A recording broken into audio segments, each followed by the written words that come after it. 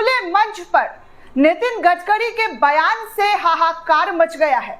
नितिन गडकरी ने बयान दिया और साथ में मुसलमानों के लिए जो बात कही है वो बीजेपी शायद बर्दाश्त ना कर पाए, क्योंकि जो बीजेपी बिना मुसलमान का नाम लिए एक कदम आगे नहीं बढ़ पाती है, उस बीजेपी की राजनीति में अगर नितिन गडकरी जैसे बड़े नेता मुसलमानों के लिए इतनी बड़ी बात कह दे, इतना बड़ा समर्थन दे दे, तो आप सोचिए कि भारतीय जनता पार्टी में नितिन गडकरी की किस तरीके से उनको साइड करने की कोशिश की जा सकती है, या यूं कहें कि क्या नितिन गडकरी खुद भारतीय जनता पार्टी से इस्तीफा देंगे, पार्टी को अपनी छोड़ देंगे, क्योंकि जिस राजनीति की बात नितिन गडकरी के जरिए की जा रही है वो राजनीति तो बीजेपी के जरिए की ही नहीं जाती है। अक्सर विपक्ष ऐसा आरोप लगाते हैं कि बीजेपी जात पात की राजनीति करती है, धर्म की राजनीति करती है, लेकिन नितिन गडकरी तो ऐसा कह रहे हैं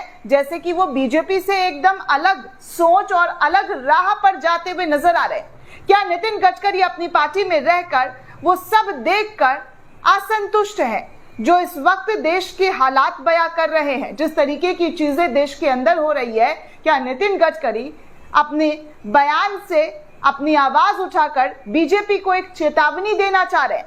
दरअसल दोस्तों, आपको बता दूं कि केंद्रीय रोड और ट्रांसपोर्ट मिनिस्टर नितिन गडकरी अपने बयानों को लेकर हमेशा चर्चा में रहते हैं।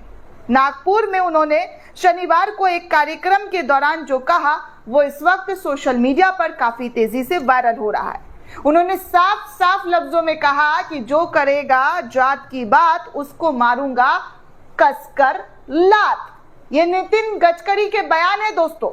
नितिन गडकरी ये कह रहे हैं कि जो करेगा जात की बात उसे मारूंगा कसकर लात। बीजेपी के नेता इस कदर ऐसी बातें जो है हमेशा करते हुए नजर नहीं आते दोस्तों।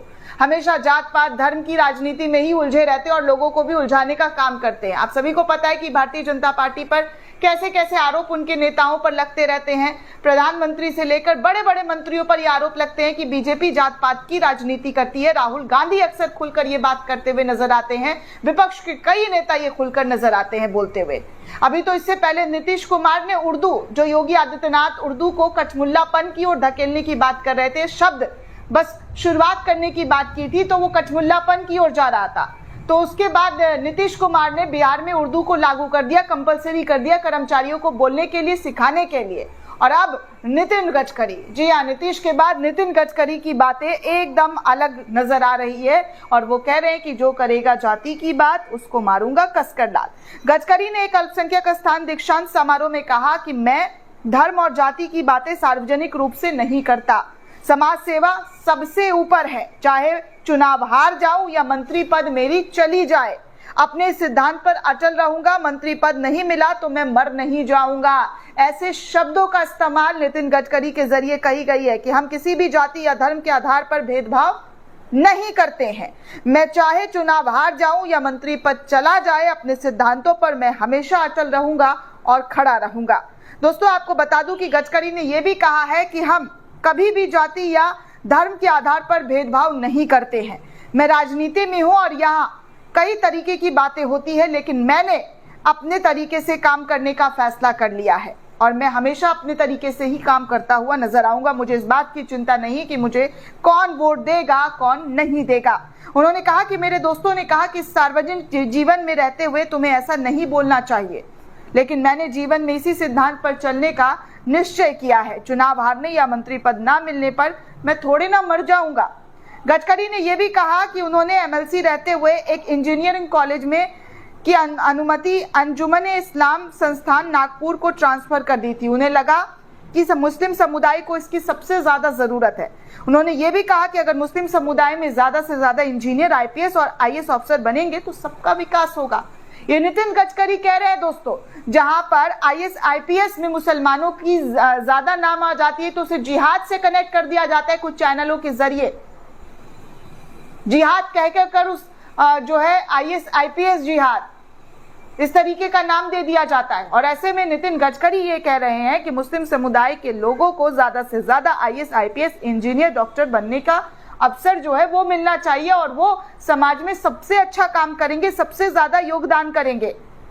और तो और अंजुमन ए इस्लाम संस्थान को उन्होंने जी हाँ कॉलेज बनाने की अनुमति दी थी। एमएलसी रहते हुए एक इंजीनियरिंग कॉलेज बनाने की अनुमति दी थी, जहां आजकल आपको पता है कि कैसे मुसलमानों के मदरसों को टारगेट किया जा रहा है, बंद किया जा रहा है और तो और ताले लटकवाए जा रहे हैं। ऐसे में नितिन गडकरी तमाम राजनीति से अलग हटकर अपनी बातें कहते हुए नजर आ रहे हैं। इसीलिए अक्सर मैं कहती हूं कि भारतीय जनता पार्टी में बहुत कम ऐसे लोग हैं जो बिना भेदभाव के, बिना राजनीति के अपने काम को अंजाम देते हैं। और नितिन गडकरी एक ऐसे नेता हैं जो अक्सर अपनी बोली के कारण, अपनी वाणी के कारण जो है विरोधियों के भी चहेते बन जाते हैं। विरोधी भी उनको चाहते हैं कि देखिए नितिन गडकरी ने एकदम खड़ी खड़ी बातें कही है, साफ सुथरी बातें कही है। गडकरी ने आगे ये भी कहा है कि हमारे पास पूर्व राष्ट्रपति स्वर्गीय डॉक्टर एपीजे अब्दुल कलाम का उदाहरण है। आज अंजुमे इस्लाम के बैनर तले हजारों छात्र इंजीनियर बन चुके हैं। अगर उन्हें पढ़ने का मौका नहीं मिलता तो कुछ नहीं हो पाता। शिक्षा की तो यही ताकत है, ये जीवन और समुदाय को बदल सकती है। गडकरी के बयान से जुड़ी जो है तमाम चर्चाएं इस वक्त जोरों शोरों से चल रही है दोस्तों, और कहा जा रहा है कि देखिए नितिन गडकरी अक्सर ऐसी बातें कर जाते हैं जो बीजेपी के लिए चुभने लायक होती है, और इशारों इशारों में बहुत सारी बातें नितिन गडकरी के जरिए कहा जाता है। दोस्तों आपको बता दूं कि नितिन गडकरी, जी हाँ, नितिन गडकरी ने अपनी बयान को कभी भी तोड़ मड़ोड़ कर या किसी के आने में लब्बो चप्पो करके वो चापलूस टाइप की बातें वो कभी करते हुए नजर नहीं आते हैं।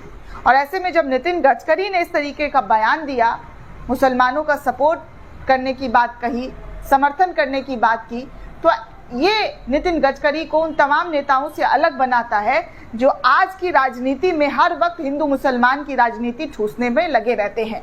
ना उन्हें मंत्री पद की लालच है, ना वोट की लालच है। वो कहते हैं कि